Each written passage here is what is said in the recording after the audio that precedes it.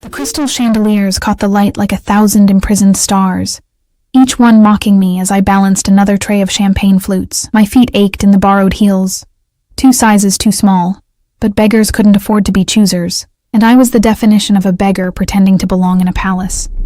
The Metropolitan Gala, the event of the season, where New York's elite gathered to see and be seen, to broker deals worth more than I'd earn in 10 lifetimes, to exist in a world so far removed from mine that we might as well have been different species. And I was here serving them drinks.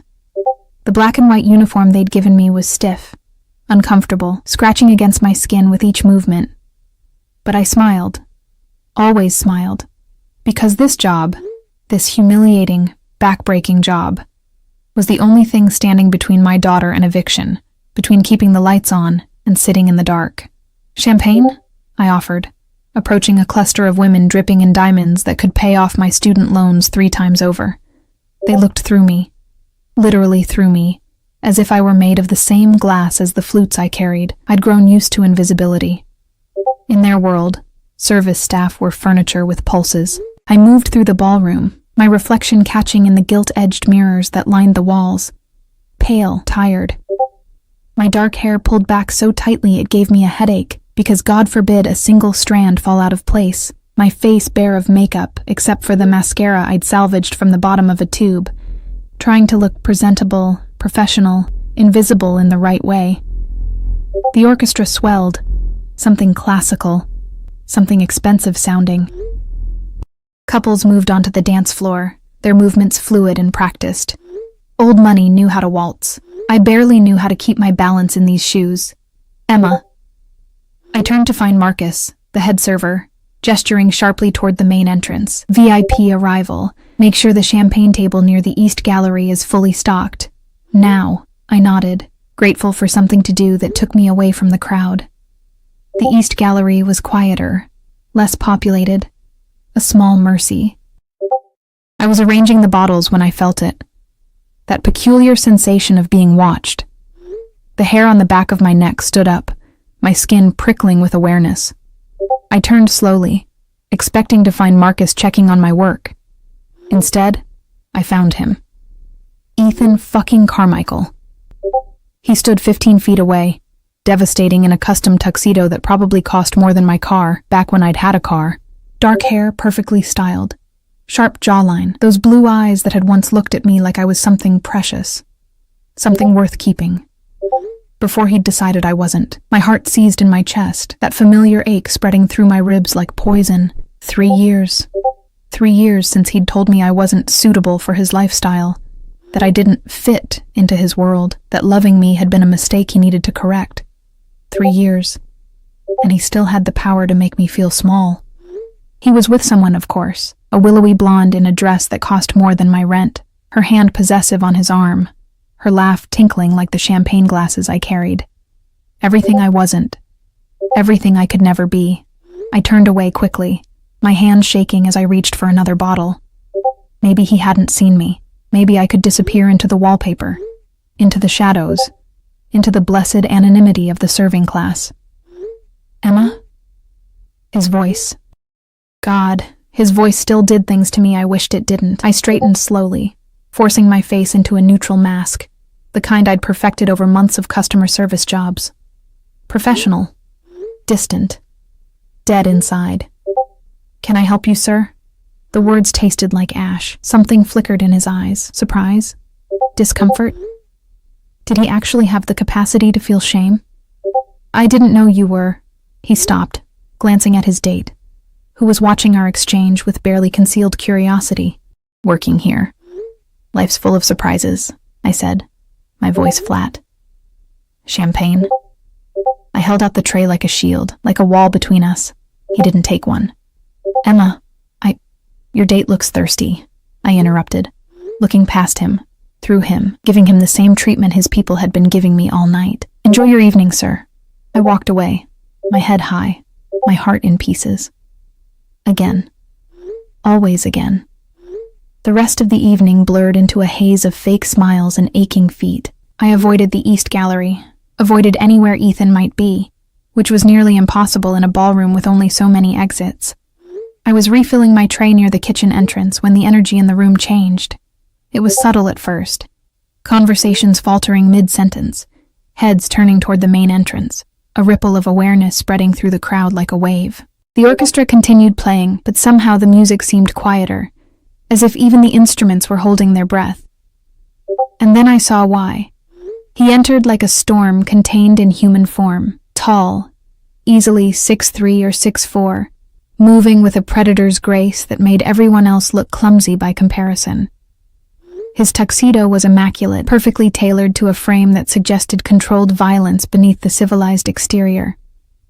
Dark hair, darker eyes, a face too sharp to be classically handsome but compelling in a way that made it impossible to look away. But it wasn't just him. 2 men flanked him, mountains in expensive suits with cold eyes that scanned the room like security cameras. Earpieces, hands that never strayed far from their jackets. Military precision in every step. The crowd parted for him without being asked, like the Red Sea. Like he was Moses, and they were the water, and getting in his way wasn't just rude, it was dangerous. I'd lived in New York long enough to recognize power when I saw it. Real power. Not the corporate boardroom kind that Ethan wielded, but something older, darker, more primal. This was a man who didn't just break rules, he made them. Who was that? I whispered to Sarah, another server who'd appeared beside me. She'd gone pale, her tray rattling slightly in her trembling hands. Dante Moretti, she breathed. Oh my God, I didn't think he'd actually come. The name meant nothing to me, should it have? He runs half the city, Sarah continued, her voice barely audible. The parts the mayor pretends don't exist. My cousin's husband's brother works for one of his... She stopped abruptly, as if saying more might summon something terrible. Just stay out of his way. Men like that? They're not here for champagne and small talk. I watched as the host of the gala, some tech billionaire whose name I couldn't remember, rushed to greet him, hand extended, smile too wide to be genuine. Dante Moretti took the offered hand with the enthusiasm of someone touching a dead fish, his expression carved from granite. He said something, low and brief. The billionaire nodded frantically, gesturing toward the upper gallery, the private rooms where the real deals were made. And then, as if pulled by invisible strings, Dante Moretti's gaze swept across the ballroom. It landed on me. Time crystallized, froze. I stopped breathing. His eyes were black, not brown, not dark blue, but black, like staring into an abyss that stared back. For 3 heartbeats, maybe 4, his attention fixed on me with the intensity of a spotlight, pinning me in place. I couldn't move, couldn't think, could only stand there, tray in hand, while something ancient and terrifying in those eyes recognized something in me I didn't know existed. Then one of his men leaned in, whispered something, and the spell broke. Dante Moretti looked away, and I could breathe again. You okay? Sarah touched my arm. You look like you've seen a ghost. I'm fine. I lied, my voice shaking. Just tired. I needed air, space, distance from whatever that had been. I headed toward the service corridor, my hands still trembling, my heart racing for reasons I didn't want to examine. The door was just ahead when I heard rapid footsteps behind me. Emma, wait, Ethan. Of course. I kept walking, pushing through the door into the narrow hallway that connected the kitchen to the service areas. He followed. Emma, please, just give me a minute. I spun around, and all the rage I'd been swallowing for 3 years came surging up my throat. A minute? You want a minute? You had years, Ethan. Years of minutes you chose to spend telling me I wasn't good enough. He flinched. Good. That's not fair, he started. Fair? I laughed, and it sounded broken even to my ears. You want to talk about fair? You ended things right before I found out I was pregnant. You blocked my number before I could tell you that you had a daughter. You moved on before I'd even finished crying. So don't talk to me about fair. His face went white. You... What? You have a daughter, I said, each word a knife. Her name is Lily. She's 2.5. She has your eyes, and you will never ever meet her, because you made it very clear that I don't belong in your world, and neither does she. I turned to walk away, satisfaction and pain warring in my chest. That's when the door at the far end of the corridor opened. Dante Moretti stepped through, alone this time, his security presumably guarding the entrance. His eyes found me immediately, as if he'd known exactly where I'd be. And Ethan, who'd never been afraid of anything in his privileged life, took 3 steps back. The air in the corridor changed, became heavy, oppressive. Dante Moretti's presence filled the space like smoke, like poison gas, suffocating and inescapable. He looked at Ethan with the kind of contempt reserved for insects. Then his gaze shifted to me, and something in those black eyes softened, microscopically, but enough to notice. "You're upset," he said. His voice was dark honey over gravel, an accent I couldn't place lurking beneath the English. "That displeases me." I blinked, confusion cutting through my anger. I'm sorry, sir. He made you cry. Not a question. A statement. An indictment. I hadn't realized tears were streaming down my face until he said it.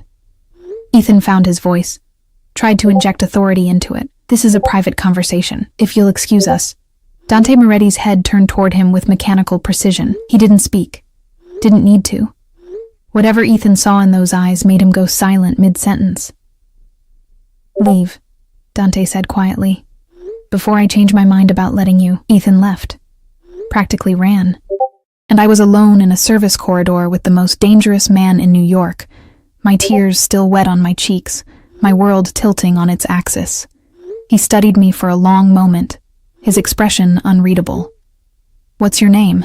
he asked, though something told me he already knew. "Emma," I whispered. "Emma Reeves." He nodded slowly, as if I'd confirmed something. Then he reached into his jacket. I tensed, irrationally thinking of weapons, and pulled out a handkerchief. Silk. Expensive. Monogrammed. He handed it to me. I took it because refusing seemed more dangerous than accepting, dabbing at my face with hands that wouldn't stop shaking. "Thank you," I managed. "You work here?" He gestured toward the ballroom. "Just for tonight. Catering service." His eyes traveled over me, not lecherous, but assessing, cataloging. "You don't belong here." My stomach dropped. Was everyone going to remind me tonight how much I didn't fit in? "I know," I said bitterly. "Trust me, I know." I didn't mean it as an insult. He stepped closer, and I caught his scent. Sandalwood and something darker, smoke and spice. "You're better than this. Better than them." I didn't know what to say to that. "The man who upset you," Dante continued, his voice dropping lower. "He's important to you?" "He was," I admitted. "A long time ago." "And now?" "Now he's nothing." Dante smiled. It was barely there, a ghost of an expression, but it transformed his face from terrifying to something that made my breath catch. "Good," he said. "You should go home. Rest. Forget tonight happened." He turned to leave, and I should have let him. Should have counted my blessings that this bizarre interaction was ending. Should have gone back to my champagne trays and my borrowed shoes and my invisible existence. Instead, I heard myself say, "Why did you come down here?" He paused, his hand on the door. For a moment, I thought he wouldn't answer. Then he looked back at me, and there was something hungry in his gaze. Something possessive that should have terrified me. "Because I saw you," he said simply. "And I wanted to see you closer." He left before I could respond, the door closing behind him with a soft click that sounded like a cage locking shut. I stood there, alone in the corridor, his handkerchief still clutched in my hand, the scent of sandalwood still in my nose. And I knew, with absolute certainty, that my life had just changed in ways I couldn't begin to understand. I made it home at 3 a.m, my feet bleeding inside the borrowed heels, Dante Moretti's handkerchief still tucked in my pocket, like a secret I didn't know how to keep. The apartment was dark, silent except for the hum of the refrigerator and the distant sound of sirens, the lullaby of New York's forgotten neighborhoods. I locked the door behind me, checked it twice, then collapsed against it, finally allowing myself to feel everything I'd been holding back. My hands were shaking, had been shaking since the corridor. Since those black eyes had pinned me in place, and that dark voice had said things that made no sense. I saw you, and I wanted to see you closer. I pushed off the door and moved through the cramped living room to the even smaller bedroom I shared with Lily. Mrs. Chen from next door had put her to bed hours ago, and she was sleeping peacefully, her small chest rising and falling, her dark curls spread across the pillow. Ethan's curls, his eyes, his daughter, whether he wanted her or not. I brushed a kiss against her forehead, breathed in her baby shampoo scent, let her innocence wash away some of the night's strangeness. "Mama's home," I whispered. "Everything's okay." But I wasn't sure if I was reassuring her or myself. Sleep didn't come easily. I lay in the dark, staring at the water-stained ceiling, replaying every moment. Ethan's shock when I'd told him about Lily. His cowardice when Dante Moretti had appeared. The way he'd fled like a child caught stealing. And Dante himself. The way the entire ballroom had shifted when he entered, like gravity had changed direction, and he was the new center everyone orbited around. The cold dismissal he'd given Ethan. The unexpected gentleness when he'd handed me his handkerchief. "You're better than this. Better than them." No one had ever said anything like that to me. Especially not someone who looked like they could buy and sell the entire building I lived in without noticing the expense. I finally drifted off around dawn, and my dreams were full of dark eyes and dangerous smiles. The next morning arrived too soon and too bright. Lily woke me by climbing onto my chest and patting my face with sticky hands. "Mama, hungry. Good morning to you too, princess." I kissed her nose, making her giggle. "Let's get you some breakfast." Our morning routine was practiced, efficient. I had exactly 45 minutes before I needed to drop her at daycare and get to my day job at the diner across town. Toast with butter for her, black coffee for me because we were out of milk again, and payday wasn't until Friday. I was brushing her hair when my phone buzzed. Unknown number. I almost didn't answer, probably a spam call, but something made me swipe to accept. "Hello?" Silence. Then, "Emma Reeves?" The voice was professional, female, with a crisp British accent that screamed expensive education and expensive everything else. "Yes? Who is this?" "My name is Victoria. I'm calling on behalf of Mr. Moretti. He would like to extend an invitation for lunch today at 1 o'clock. A car will be sent to collect you." My heart stopped. Actually stopped. "I'm sorry, what?" "Lunch. 1 o'clock. The address I have on file is 2847 Morrison Street, apartment 4B. "Is that correct? How did he have my address? How did he have my phone number? We'd spoken for maybe 5 minutes in a service corridor, and now he was sending cars. I have to work. I can't just..." "Mr. Moretti has arranged for your employer to be compensated for your absence. The day is yours." This was insane. This was absolutely insane. "What if I say no?" I asked, trying to find solid ground in a conversation that felt like quicksand. Victoria's pause was delicate, almost amused.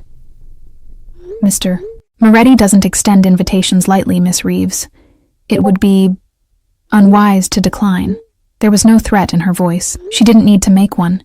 The implication hung in the air like smoke. 1 o'clock, I heard myself say. "Excellent. The car will arrive at 12:45. Mr. Moretti prefers punctuality." She hung up before I could respond. I stared at the phone, my reflection caught in the black screen. I looked terrified. "Mama, okay?" Lily was watching me with those too perceptive eyes, her brush forgotten in her hand. I forced a smile. "Mama's fine, baby. Just fine." I spent the morning in a daze, going through the motions at the diner while my mind spun in circles. I told my manager I had a family emergency, watched his irritation morph into understanding when he checked his phone, and saw an email confirming a mysterious payment that more than covered my absence. How much power did someone need to make these things happen with a single phone call? At 12:30, I was back home, standing in front of my closet, which was less a closet and more a cruel joke. I owned exactly 3 outfits that weren't work uniforms or clothes with spit-up stains. None of them were appropriate for lunch with a man who probably ate at restaurants with Michelin stars. I settled on a simple black dress, the one I'd worn to my college graduation, back when I'd still believed in futures and possibilities. It was plain but clean, fitted but modest. I paired it with my only good shoes, the ones I saved for job interviews that never led anywhere. My hair I left down, dark waves falling past my shoulders because I didn't have time for anything fancy. Minimal makeup. I looked like myself, which meant I looked poor and trying not to be. At exactly 12:45, my phone buzzed. The car was here. I kissed Lily goodbye. Mrs. Chen had agreed to watch her for the afternoon, asking no questions but giving me looks that said she had plenty, and headed downstairs. The car waiting at the curb was a black Mercedes, the kind with windows so dark you couldn't see inside, the kind that cost more than I'd earn in a decade. A man in a suit stood beside it, his posture military straight, his expression carved from stone. Miss Reeves. He opened the back door. Please. I hesitated, every instinct screaming that getting in this car was a mistake, that I should run back upstairs and lock the door and pretend none of this was happening. But I thought of the electricity bill I couldn't pay, of Lily's daycare fees, of the eviction notice that had been taped to my door last week, and I thought of dark eyes that had looked at me like I was someone worth seeing. I got in the car. The interior smelled like leather and money. The seats were heated. Classical music played softly through speakers I couldn't see. The man who'd opened my door got into the driver's seat, and we pulled away from the curb without a word. I watched my neighborhood disappear through the tinted windows, the bodega on the corner, the broken streetlight, the graffiti-covered walls. We moved into different parts of the city, where the buildings grew taller and cleaner, where doormen stood guard and trees lined the sidewalks. 20 minutes later, we stopped in front of a restaurant I'd seen featured in magazines I couldn't afford. Can, the characters elegant and mysterious above a door, flanked by security that looked more appropriate for a bank vault. The driver opened my door. Mr. Moretti is waiting inside. I stepped out onto the sidewalk, feeling every eye on the street turn toward me. I didn't belong here. Everyone could see it. But I walked toward the entrance anyway, my head high, my heart hammering. The door opened before I could touch it. A hostess in a dress that cost more than my rent smiled with practiced warmth. Miss Reeves, this way, please. The interior was dim, intimate, with private booths separated by rice paper screens and lighting that felt like candlelight without actual candles. I caught glimpses of other diners, men in expensive suits, women in designer clothes, conversations conducted in whispers over plates that looked like art. The hostess led me through the main dining room to a private section in the back, separated by a solid door that she opened with a key card. And there he was. Dante Moretti sat alone at a table set for two, his attention on his phone, his presence filling the room like a dark star pulling everything into its orbit. He wore a suit in charcoal gray. No tie, the top button of his shirt undone in the only concession to casual I suspected he ever made. He looked up as I entered, and those black eyes fixed on me with an intensity that made my breath catch. Emma. He stood, and the simple gesture felt weighted with significance. You came. Did I have a choice? The words came out sharper than I intended. His mouth curved slightly. Not quite a smile. There's always a choice. You made yours. Please sit. I sat, my hands folded in my lap to hide their trembling. The hostess disappeared, the door closing with a soft click that sounded far too final. You arranged for my work to be covered, I said. You sent a car. You got my phone number and my address. How? I wanted to see you again, he said simply, as if that explained everything. So I made it happen. That's not an answer. It's the only answer that matters. He poured water into my glass from a crystal pitcher, the gesture almost domestic. You're angry. I'm confused. Yesterday you were a stranger. Today you're... What? Buying my time? Stalking me? Protecting you? I blinked. From what? From men like the one who made you cry. His expression darkened. Ethan Carmichael. I had him investigated after you left. The reports made for... interesting reading. Ice flooded my veins. You investigated him? You had no right. He abandoned you when you were pregnant, Dante interrupted. his voice still quiet but edged with something dangerous. Left you to raise his child alone while he spent his trust fund on cars and mistresses. He has 3 other children he doesn't acknowledge. 4 women he's destroyed with promises he never intended to keep. His eyes met mine. Tell me I had no right to know who hurt you. I couldn't speak. Couldn't process what he was saying. 3 other children? I whispered finally. 3. All under 5. All with mothers he discarded when they became inconvenient. Dante leaned back, his gaze never leaving my face. You were lucky he showed his true nature before you wasted more years on him. Lucky. I didn't feel lucky. I felt sick. Why do you care? I asked. You don't know me. We talked for 5 minutes. Why does any of this matter to you? For a long moment. He didn't answer. Then he reached across the table and took my hand. His skin was warm, his grip gentle but absolutely firm. When I was 15, he said, my mother was murdered by my father's enemies. They burned our house down with her inside while my father was away on business. I was at school. I came home to ashes and screams I'll hear until the day I die. My throat closed. Dante, she looked like you. His thumb traced circles on my palm. The gesture absent, automatic, not exactly. But the eyes. The way she carried herself, like she was holding the world together through sheer will even when it was breaking her. The kindness she showed to people who didn't deserve it.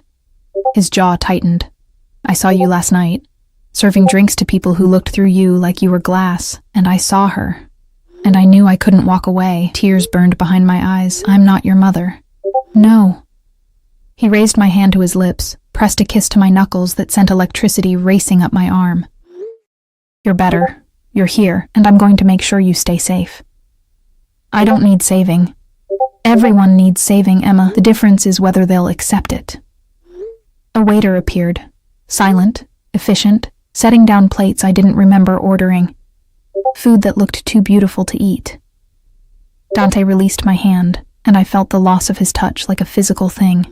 Eat, he said. We'll talk more after. I picked up my fork, my appetite gone, but my survival instincts too strong to refuse food I didn't have to pay for. The first bite melted on my tongue. Flavors I couldn't identify, couldn't begin to afford. How did you find me last night? I asked between bites. In the corridor. I followed you.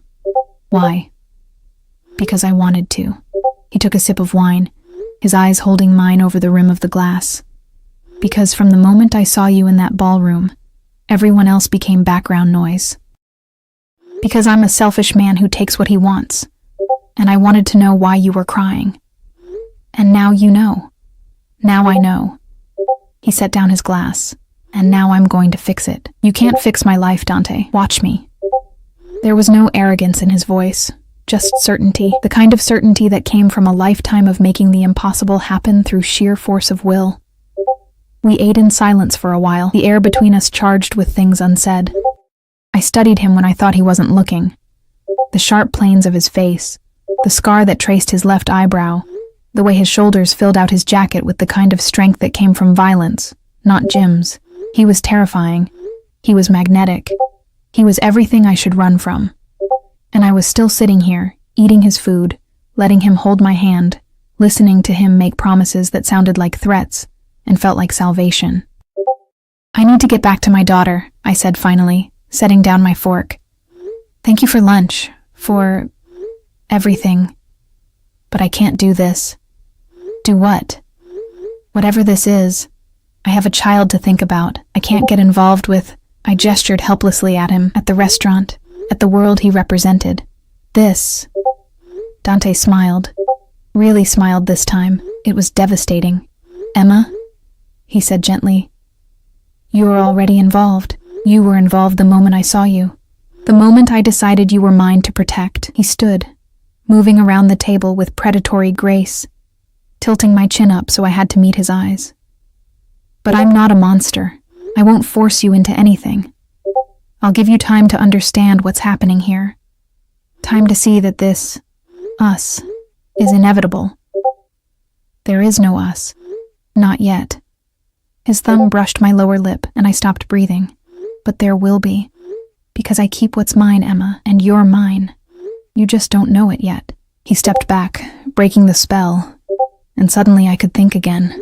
"The car will take you home," he said, returning to his seat as if he hadn't just turned my world inside out. "Your rent has been paid for the next 6 months.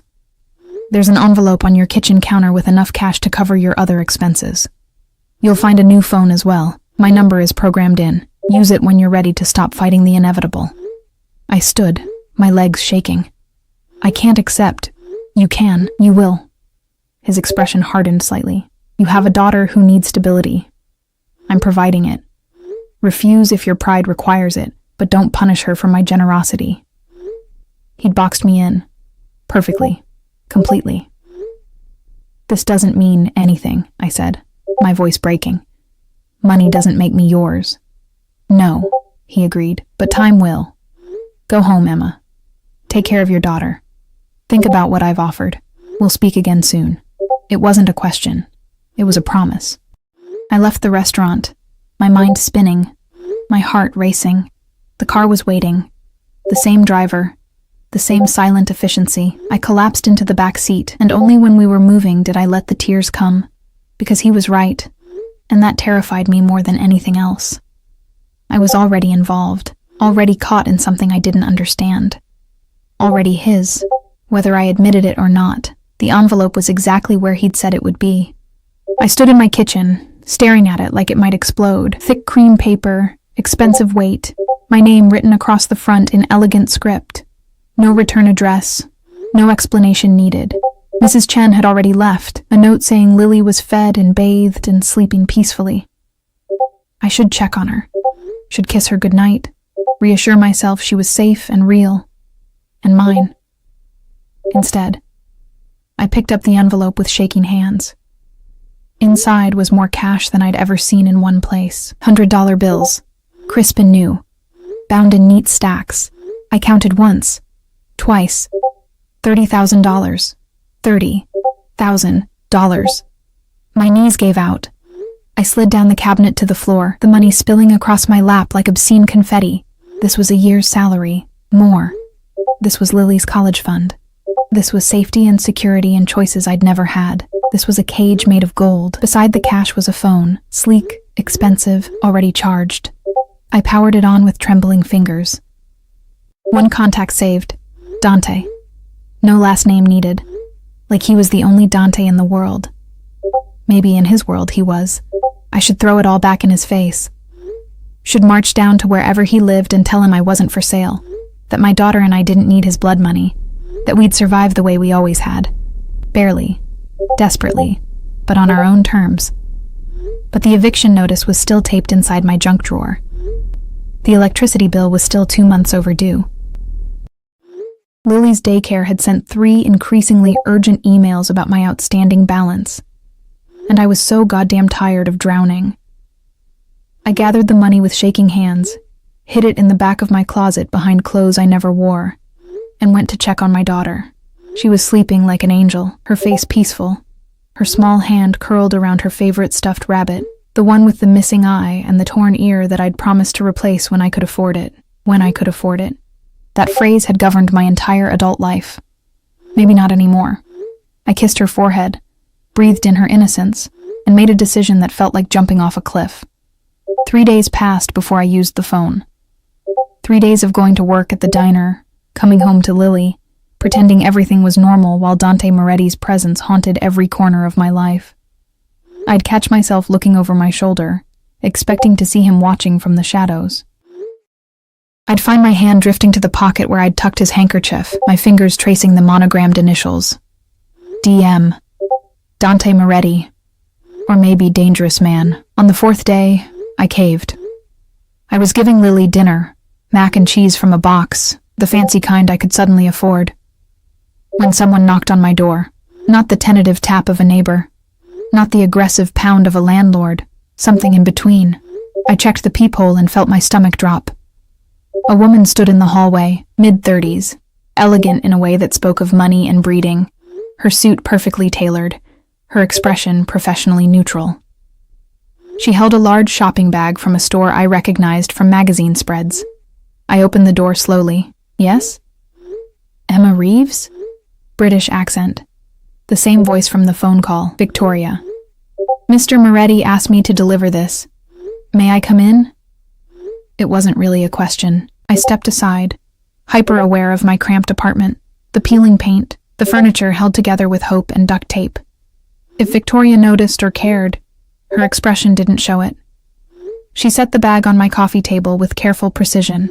Mr. Moretti thought you might need appropriate attire for tomorrow evening. Tomorrow evening? He'll be collecting you at 7. There's a charity gala, different from the one where you met. This time you'll be attending as his guest, not as staff. Her smile was polite, practiced. The dress should fit. He's quite good at estimating such things. My face burned. He can't just... I didn't agree to. There's also something for your daughter. Victoria pulled out a second, smaller bag. Mr. Moretti understands you'll need childcare arrangements. I've taken the liberty of vetting several highly qualified nannies. Their information is in the folder. She produced a leather portfolio like a magician pulling rabbits from a hat. This is insane, I whispered. This is how Mr. Moretti operates, Victoria corrected gently. He identifies what he wants and removes obstacles. You and your daughter are now under his protection. Fighting it will only make things more difficult. I'm not some possession he can just claim. No, Victoria agreed. You're something far more valuable. You're someone he's chosen to care about. Her expression softened slightly, almost sympathetic. I've worked for Mr. Moretti for 8 years, Miss Reeves. I've never seen him take a personal interest in anyone the way he has with you. Whatever you think this is, I promise you it's more complicated than you understand. She moved toward the door, then paused. A word of advice? Don't run. Men like Dante Moretti always find what they're looking for, and the chase makes them intense. She left before I could respond. I stood frozen, staring at the bags like they might contain snakes. Lily had abandoned her dinner and was investigating the smaller bag with the single-minded focus of a toddler who'd spotted something interesting. Mama, look! She pulled out a stuffed rabbit, not just any rabbit, an exact replica of her favorite, but new, perfect, with both eyes and intact ears, and beneath it, a handwritten note on heavy cardstock. For Lily, because every princess needs her knight. D. My daughter hugged the rabbit with a squeal of delight, and my heart cracked clean open. He'd noticed. In those few minutes in the corridor, in whatever investigation he'd conducted, he'd learned about my daughter's favorite toy and replaced it without being asked. This wasn't just about me. He was weaving himself into Lily's life too. I picked up the phone with shaking hands and typed out a message. We need to talk. His response came within seconds. Tomorrow, 7 o'clock. Wear the dress. Not a question. Never a question with him. The dress was red. Deep crimson silk that felt like water against my skin, cut to fit my body like it had been made specifically for me, which, given everything else, it probably had been. I stared at my reflection in the bathroom mirror, the only full-length reflective surface I had, and barely recognized myself. My hair fell in soft waves I'd actually had time to style. The makeup I'd applied with a steady hand for once made my eyes look larger, my lips fuller. The dress transformed my body from young mother surviving on ramen to something else entirely. I looked like I belonged in Dante's world. The realization terrified me.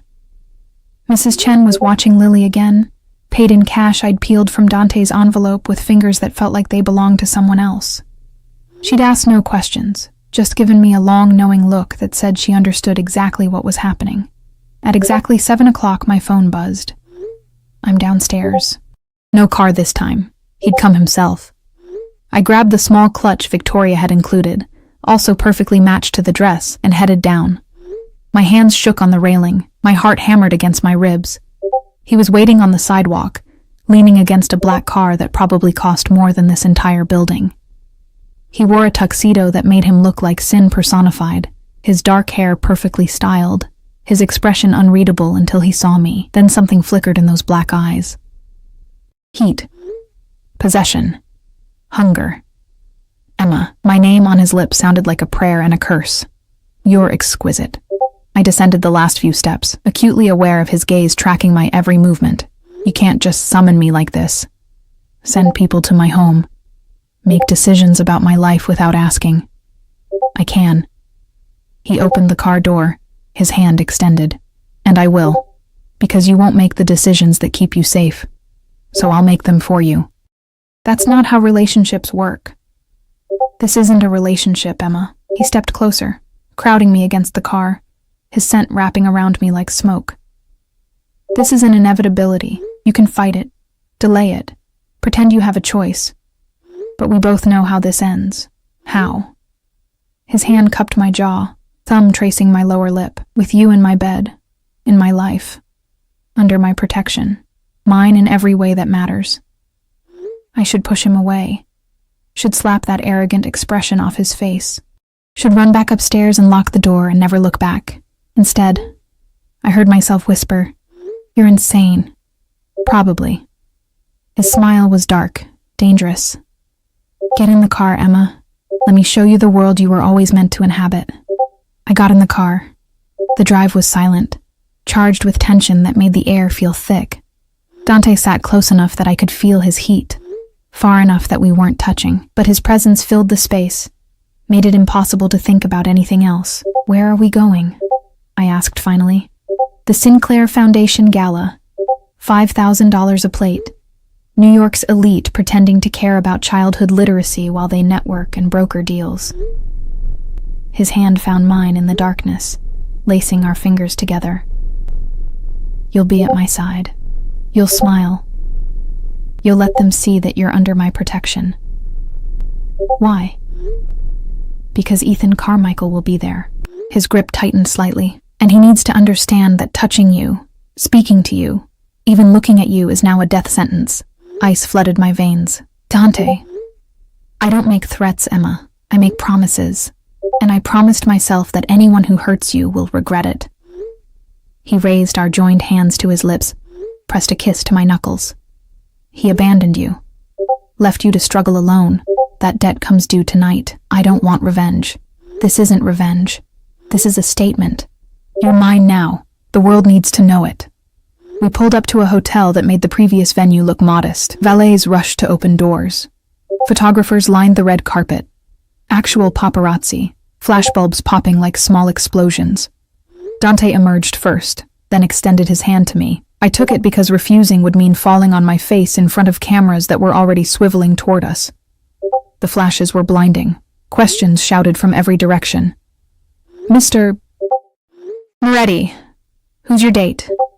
Is this a new relationship? Miss, what's your name?"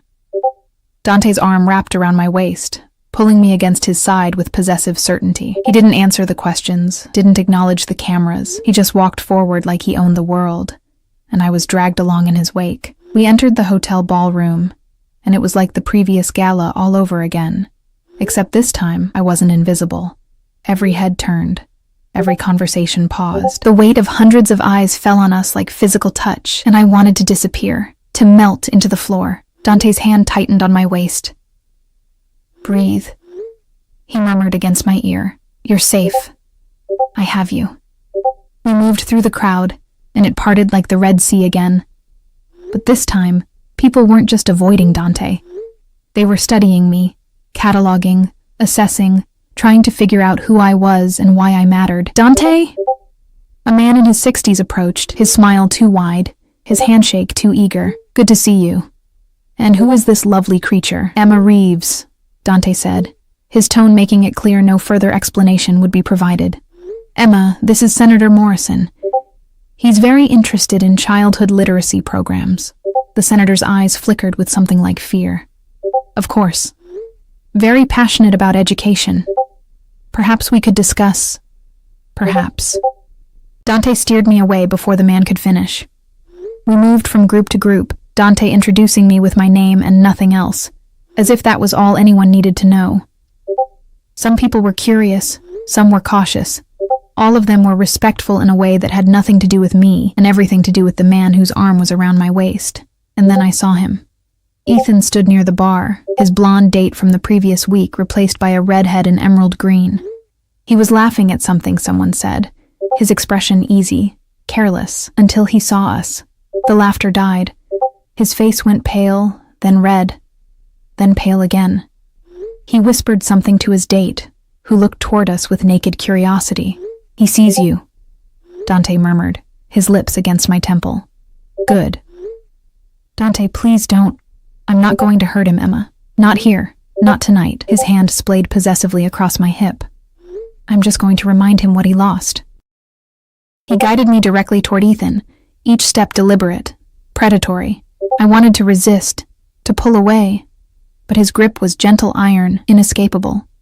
Ethan's date melted away as we approached, survival instincts clearly intact. Ethan stood alone, trying to project confidence and failing miserably. "Carmichael." Dante's voice could have frozen nitrogen. "Enjoying the evening?" "Moretti." Ethan's eyes darted to me, then away. "I didn't expect to see you here, didn't you?" Dante's smile was a blade. "I go where I please, with whom I please." "Emma, you remember Ethan, don't you?" "Unfortunately," I said, my voice steadier than I felt. Ethan flinched. "Emma, I wanted to apologize for the other night. I was shocked." "You were a coward," Dante interrupted pleasantly. "You've been a coward for years. Impregnating women you have no intention of supporting. Abandoning children you helped create. It's quite the pattern." Ethan's face went purple. "That's none of your... It became my business when you made Emma cry." Dante's expression never changed, but something dark and terrible flickered in his eyes. "She's under my protection now, which means you stay away from her.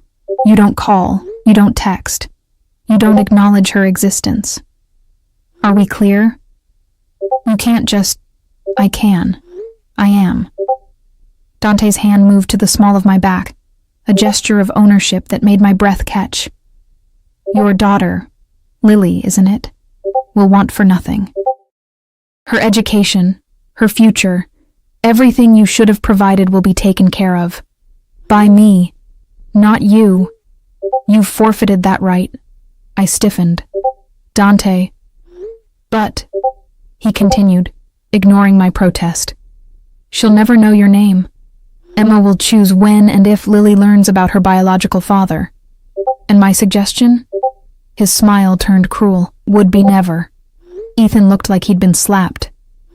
"You can't keep me from my own daughter. I can do anything I want, Carmichael. The question is whether you're stupid enough to test me." Dante leaned in slightly, his voice dropping to something that made even me shiver. "You abandoned her when she needed you.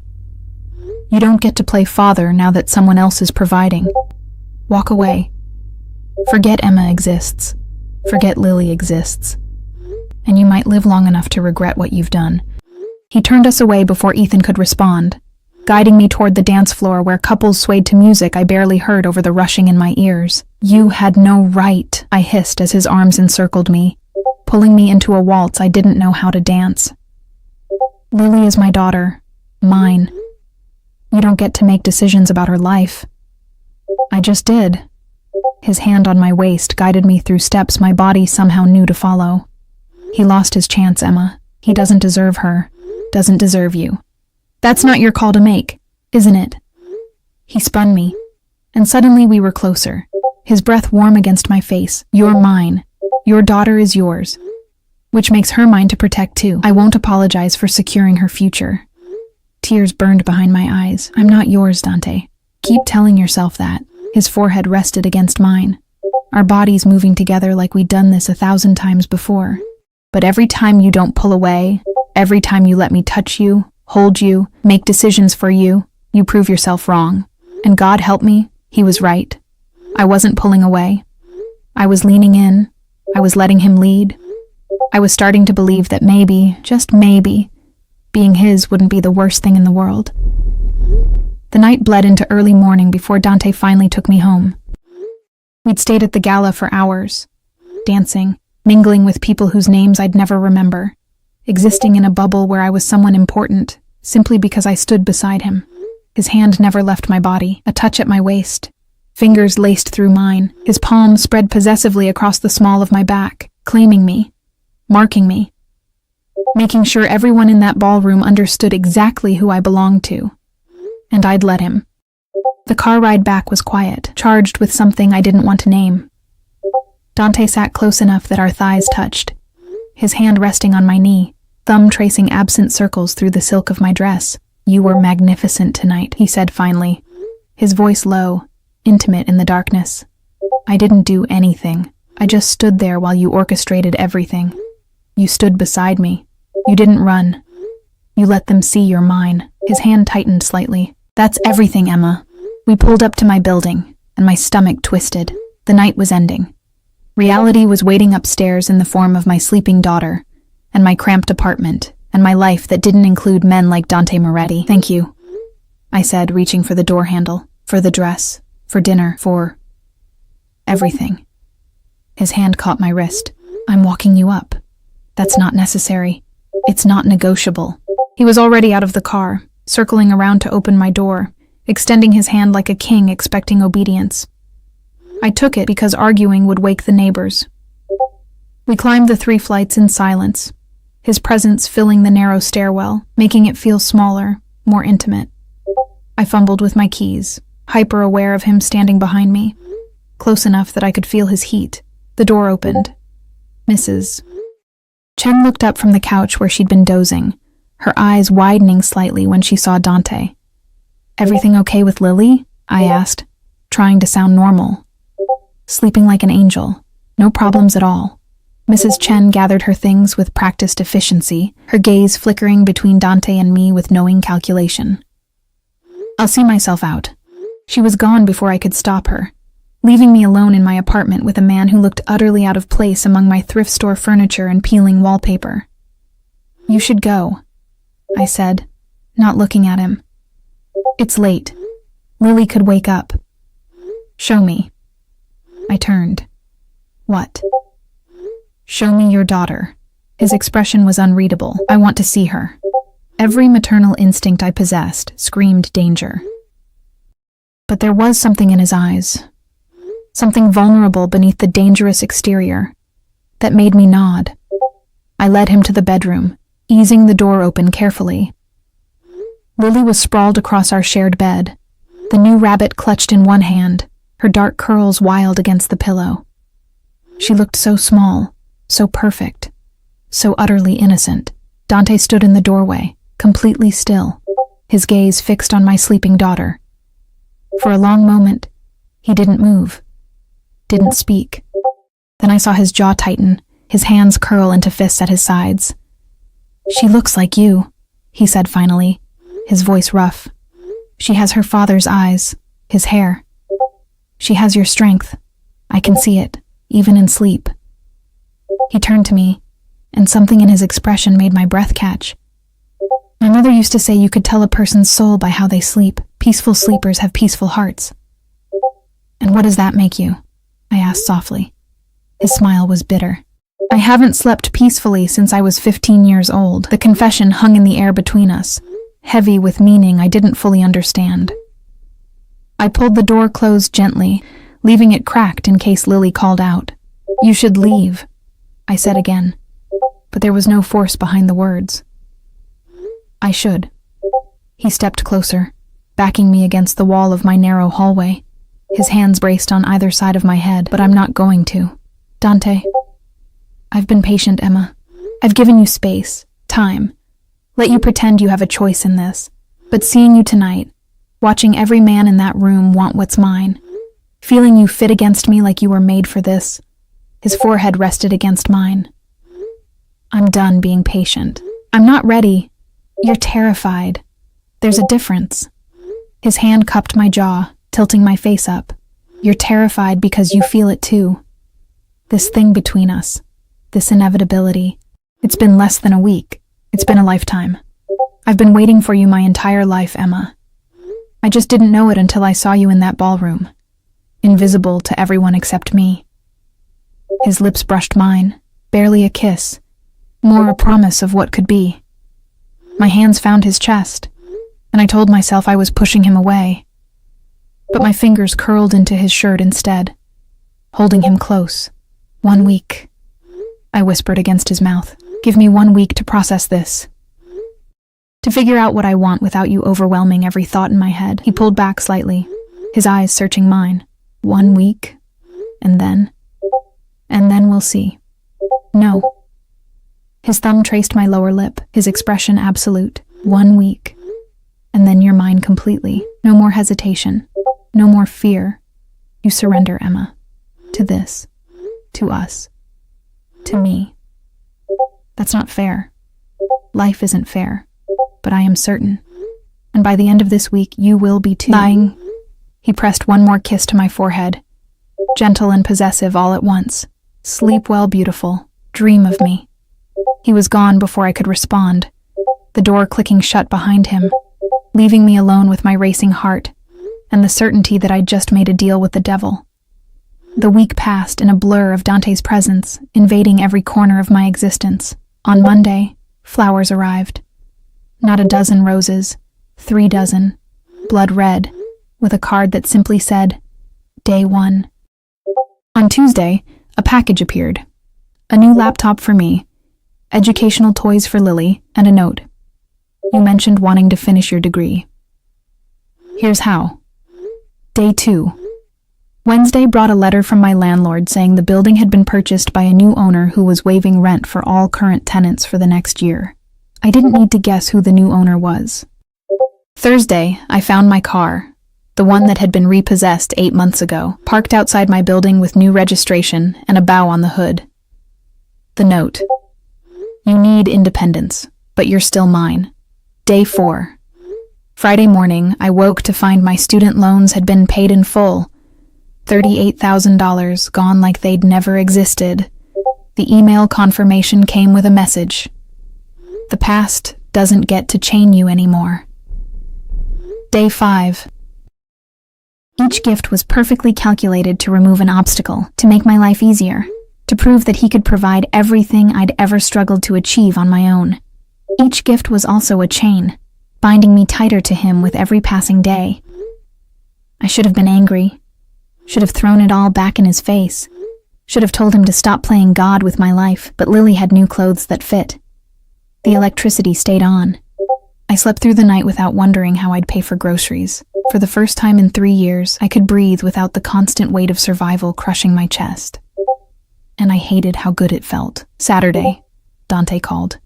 Tomorrow is day 7. My heart hammered. I know. I'm sending a car at noon. Pack a bag for you and Lily. Enough for a few days.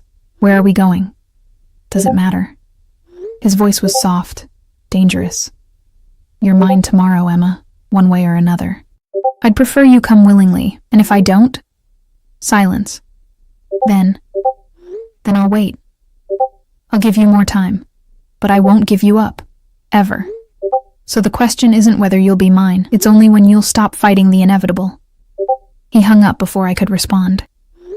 I sat on my couch, staring at my phone, my life, my daughter sleeping peacefully in our bedroom, everything Dante had given us, everything he'd promised, everything he'd take if I let him. Mrs. Chen knocked on my door that evening, her expression knowing. The man who's been sending gifts, he's serious about you. Too serious, I admitted. Is that so bad? She settled into my second-hand armchair, her weathered hands folded in her lap. I've lived 83 years, Emma. I've seen love in many forms. Sometimes it's gentle, sometimes it's fierce, sometimes it's terrifying, but it's always a choice. He doesn't give me choices. He just takes over everything. Because you're drowning, and he knows it. Sometimes the kindest thing someone can do is save you from yourself. Her eyes softened. I see how you look at your phone when you think no one's watching. I see how you touch the things he sends like they're precious. You're already his child. You're just afraid to admit it. I barely know him. You know enough. You know he sees you. You know he protects you. You know he makes you feel safe. She stood, patting my hand. The question isn't whether you trust him. It's whether you trust yourself to deserve what he's offering. She left me with that truth sitting heavy in my chest. That night, I packed 2 bags. One for me, one for Lily. I told myself I could still change my mind, could still say no when the car arrived. But I knew I wouldn't. Sunday arrived bright and clear. The car pulled up at exactly noon, and this time Dante himself emerged. He wore jeans and a black sweater, casual in a way that should have made him seem less dangerous. It didn't. He looked like violence wrapped in cashmere, controlled power in human form. "Ready?" he asked. I looked down at Lily, who was clutching her new rabbit, her eyes wide with excitement at the prospect of an adventure, then back at Dante, who watched me with absolute certainty that I'd say yes. "Where are we going?" I asked one more time. "Somewhere safe, somewhere mine. Somewhere you can stop running and finally rest." I took his hand. The drive was long, out of the city, through countryside that grew progressively more exclusive, more removed from the world I knew. Lily chattered happily in her car seat, captivated by Dante's patient answers to her endless questions. He was good with her, gentle, attentive in ways her own father had never been. And watching them together broke something open in my chest. We arrived at a house that wasn't a house. It was an estate. Sprawling grounds, security gates, a main building that looked like it belonged in European countryside rather than upstate New York. "This is yours?" I breathed. "One of several properties, but this is home, where I come when the city gets too loud." He lifted Lily from her seat with surprising ease, her small hand finding his shoulder with automatic trust. "Where I want you to be." He showed us inside, and it was beautiful. Warm despite its size, decorated with taste that spoke of money but also comfort. There were flowers in every room, a kitchen stocked with food, toys already waiting in one of the bedrooms, as if he'd known I'd say yes, as if there had never been any doubt. "The upstairs east wing is yours," he said, setting Lily down so she could explore. "Your room, a nursery for Lily, private bathroom, your own space." "Where will you be?" I asked. "The west wing. Close enough to protect you, far enough to give you room to breathe." His hand found mine. "I meant what I said, Emma. I won't force you into anything. This week was about proving I can provide for you, that you can trust me. What happens next is your choice. You said I was yours, that after today, you are mine. But being mine doesn't mean I take what you're not ready to give." He pulled me closer, his forehead resting against mine. "It means I'll wait, for as long as it takes, until you understand that this, us, is where you belong." Lily's laughter echoed from somewhere deeper in the house, pure and bright and happy in a way I hadn't heard in months. "She's safe here," Dante said softly. "You're both safe. No more worrying about rent or bills or whether you can afford groceries. No more drowning, Emma. I've got you. I'll always have you." I looked up at him, at this dangerous man who'd upended my entire life in a week, who'd given me everything I'd never dared hope for, who looked at me like I was something precious worth protecting. "Why?" I whispered. "Why me?" "Because I saw you," he said simply. "And once I saw you, I couldn't look away. Because you're strong and stubborn and beautiful and broken in ways I recognize. Because my mother would have loved you. Because..." He stopped, his jaw working. "Because I've been alone my entire life, Emma. And then I found you. And suddenly I wasn't anymore." The confession hung between us, raw and honest and terrifying. I rose on my toes and kissed him. It wasn't gentle. It was everything I'd been holding back all week. Fear and desire and surrender and need. His arms came around me immediately, crushing me against him, his mouth claiming mine with a hunger that should have scared me. It didn't. It felt like coming home. When we finally broke apart, both breathing hard, his eyes were black fire. "Emma, I'm yours," I whispered. "I've been yours since the corridor, since you handed me your handkerchief and looked at me like I mattered. I was just too afraid to admit it." His smile was devastating. "No more fear?" "Terrified," I admitted, "but I'm done running." "Good." He kissed me again, softer this time, reverent. "Because I'm done waiting." The first night in Dante's house, I barely slept. Not because I was afraid, though perhaps I should have been, but because Lily had finally crashed around 8 o'clock after hours of exploring her new room, the garden, the library that had more books than she'd ever seen. She'd fallen asleep clutching her rabbit, a smile still on her face, and I'd tucked her in with hands that trembled. Then I'd found Dante waiting in the hallway. "She's happy here," he said. Not a question. She's two. Everything's an adventure. I closed Lily's door gently. This doesn't mean... It means everything. He stepped closer, crowding me against the wall in that way he had, making the world shrink to just the two of us. It means you chose me, chose this, chose us. I chose safety for my daughter.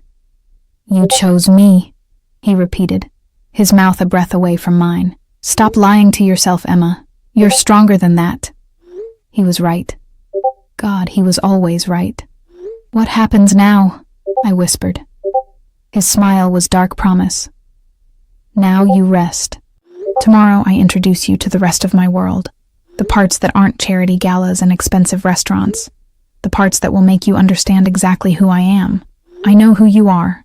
You know what I've shown you. Tomorrow you'll know the truth. He pressed a kiss to my forehead, gentle despite the hunger in his eyes. Sleep, Emma. You're safe here. You'll always be safe with me. He left me in the hallway, and I stood there for long minutes, my heart racing, my skin burning where he'd touched me. I was in too deep. I knew it. And I couldn't bring myself to care. Morning came with sunlight streaming through windows twice the size of my entire old bedroom. I woke to the smell of coffee and the sound of Lily's laughter echoing from somewhere downstairs. I found them in the kitchen, Dante at the stove, somehow domestic in jeans and a t-shirt. Lily perched on the counter beside him, watching with rapt attention as he flipped pancakes. Mama! She spotted me immediately. Dante's making breakfast, with chocolate chips. My heart clenched. She'd already started calling him by his first name, already accepted him into her world with the easy trust of children who hadn't learned to doubt yet. I hope you don't mind, Dante said, his eyes meeting mine over my daughter's head. She woke early. I heard her on the monitor. You have monitors set up already? I have security throughout the house, including the nursery. He plated a pancake, cutting it into careful pieces for Lily. Your safety isn't negotiable, Emma. Either of you. There it was again. That casual possessiveness that should have annoyed me. Instead, I found myself sitting at the island, accepting the coffee he poured, watching him care for my daughter like it was the most natural thing in the world. You're good with her, I said softly. Children are honest. They don't lie, don't manipulate, don't pretend to be something they're not. He set a plate in front of me. Pancakes, fruit, bacon. I respect that. We ate in comfortable silence, Lily chattering between bites about all the things she wanted to explore today. The pool. The horses she'd spotted in the distance. The library again, because there were so many books. After breakfast, Dante's phone buzzed. He glanced at it, his expression hardening. I need to handle something, he said, his eyes finding mine. Business that can't wait. You'll stay here. I want to come. He went still.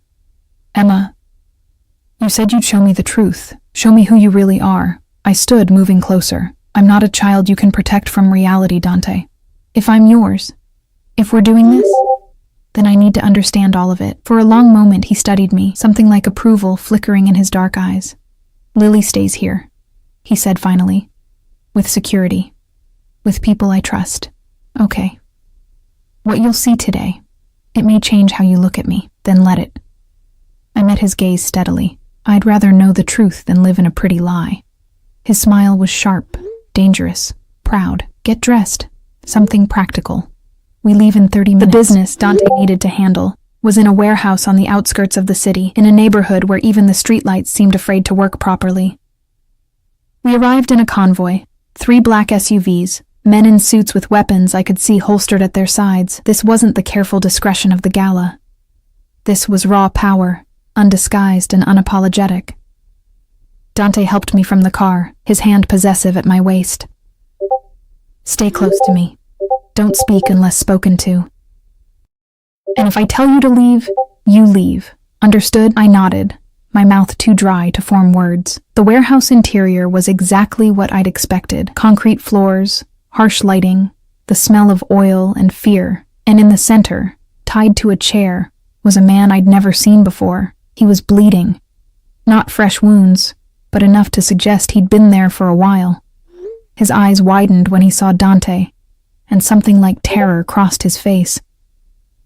"Mr. Moretti," he gasped. "Please, I can explain." "Explain how you stole from me?" Dante's voice was conversational, almost pleasant. It was the most terrifying sound I'd ever heard. "Explain how you thought I wouldn't notice $200,000 missing from the shipment accounts? It was a mistake. I was going to put it back. You were going to run." Dante circled the chair like a predator sizing up prey. "To Mexico, I believe, with your girlfriend and my money. Did you really think I wouldn't find out?" The man's face crumpled. "I have a family. So do I." Dante's hand found the small of my back, a gesture that made the man's eyes snap to me in confusion. "And unlike you, I protect what's mine. I don't steal from the people who trust me. I don't betray those who've shown me loyalty." He nodded to one of his men, who stepped forward with a briefcase, flipped it open. Stacks of cash, the missing money presumably. "This is what you stole," Dante said. "This is what you valued more than your integrity, more than your life. Please." "I'm not going to kill you," Dante interrupted, and I saw the man's shoulders sag with relief. "That would be too easy, too quick. Instead, you're going to work for me. Every cent you stole, you'll pay back triple. It'll take you 10 years, maybe 15. You'll do it from the bottom. The worst jobs, the longest hours, the positions even my newest recruits won't touch. And every day, you'll remember that I could have killed you, that I showed you mercy. And that mercy has a price." He turned to his men. "Get him out of here. Set him up with Marco. Make sure he understands the terms." They dragged the man away, his protests fading as a door slammed shut. I stood frozen, processing what I'd just witnessed, the casual authority, the calculated mercy that was somehow more terrifying than violence, the absolute certainty that Dante's word was law. "That's who I am," Dante said quietly, turning to face me. "I'm not a good man, Emma. I make people disappear when they cross me. I run businesses that operate in shadows. I have blood on my hands that will never wash clean. I know." "Do you?" He stepped closer, his eyes searching mine. "Do you understand what being with me means? The danger? The world you're entering? I understand that man stole from you, and you could have killed him. But you didn't." I met his gaze steadily. "I understand that you value loyalty above everything, that you protect what's yours, that you're ruthless with your enemies and generous with those you care about. Those are just words, and your actions show me the truth." I reached up, cupping his jaw, feeling the tension there. "You've shown me who you are, Dante. Every day this week. Not just the money or the gifts, but the way you are with Lily, the way you look at me like I'm something precious, the way you've never once pressured me into anything I wasn't ready for. I terrify you." "Yes," I admitted, "but not because I think you'll hurt me. Because I'm falling for you. And that's far more dangerous than anything else you could do." Something broke in his expression, a crack in that carefully controlled facade. His hands came up to frame my face, his forehead resting against mine. "I've never felt this way about anyone," he said roughly. "Never wanted to protect someone so badly it aches. Never needed someone to be safe and happy more than I need my next breath." "Then keep me safe," I whispered. "Keep us safe. And let me do the same for you." He kissed me then, and it was different from before. Not just hunger and possession, but something deeper. Something that felt like coming home after a lifetime of wandering. When we broke apart, his eyes were nearly black. "We should go. Lily will be wondering where you are in a minute." I stepped back, needing space to say what came next. "I need to know something first. Anything. Ethan. What you said about him staying away from Lily." I took a breath. "Did you mean it? Will you really handle it if he tries to be involved?" Dante's expression hardened. "Ethan Carmichael signed away his rights to your daughter the moment he abandoned you. If he's smart, he'll stay far away. If he's not," his jaw tightened, "then I'll make the decision for him, permanently. I don't want you to kill him. I won't. But I'll make sure he understands that approaching you or Lily means losing everything he values, his company, his reputation, his freedom." Dante's hand found mine. I told you. You're mine to protect. Both of you. Anyone who threatens that will answer to me. It should have scared me. That absolute certainty, that willingness to destroy anyone who got in his way. Instead, I felt safe for the first time in years. The weeks that followed blurred into a new kind of normal. I moved into Dante's house permanently. Not in the guest wing, but in his space. His bed. His life. Lily adapted with the resilience of childhood, treating the estate like her personal kingdom, the staff like her loyal subjects. Dante was gone sometimes, business that took him to dark places I didn't ask about. But he always came back, always found me first, kissed me like I was air and he'd been drowning, held me like I might disappear if he let go. I enrolled in online classes to finish my degree, sociology, because I wanted to understand the world that had broken me and the one that had saved me. Dante hired a tutor for Lily, the best early childhood educator money could buy. We built a life, strange and unconventional, and founded on a power dynamic that should have been unhealthy. But it worked. We worked. 3 months in, Ethan made his mistake. I was at the house alone, Dante in the city for meetings, Lily napping upstairs, when security called. "Ma'am, there's someone at the gate. Claims he knows you. Ethan Carmichael." My blood ran cold. "Don't let him in. Call Dante. Now." But Ethan must have anticipated that. Must have known he had minutes before Dante's world descended on him. Because my phone rang immediately after. A video call from a number I didn't recognize. I answered against my better judgment. Ethan's face filled the screen, and he looked desperate, unhinged. "Emma, please, I just want to talk. 5 minutes. Just let me explain." "There's nothing to explain. You made your choice 3 years ago. I was wrong. I was stupid and scared, and I threw away the best thing that ever happened to me." "You threw away your daughter," I said coldly. "You don't get to regret that now. She's my child. She's mine. Only mine. You signed away any rights when you blocked my number." I could see security approaching him in the background of his video. "Leave, Ethan, before you make this worse. I have rights, legal rights. I'll sue for custody. I'll take her away from you and your criminal boyfriend." The call ended abruptly, as security physically removed him from the property. I sat trembling on the couch, my phone clutched in shaking hands, until I heard the front door slam open. Dante stormed in, his expression black with rage. "Where is he?" "Gone." Security removed him. I stood on shaking legs. "He threatened to sue for custody, called you a criminal." "He's right.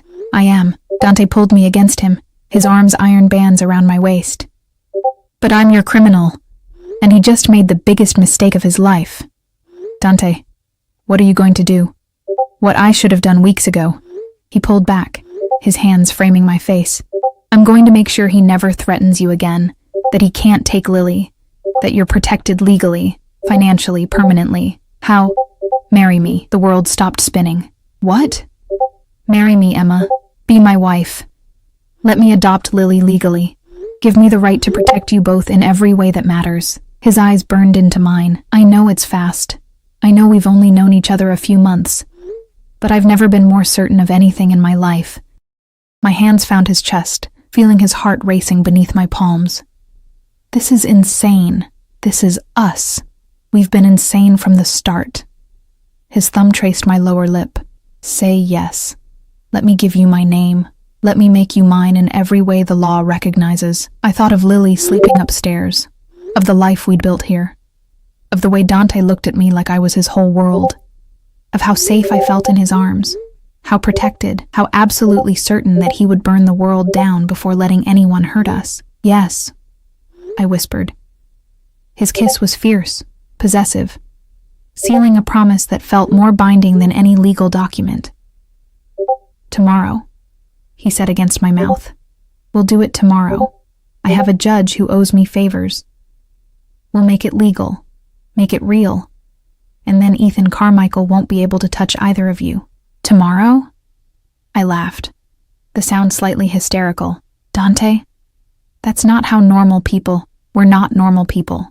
We never will be." He lifted me, my legs wrapping around his waist automatically. "Tomorrow, you become Emma Moretti. and anyone who tries to take you from me will learn exactly how ruthless I can be.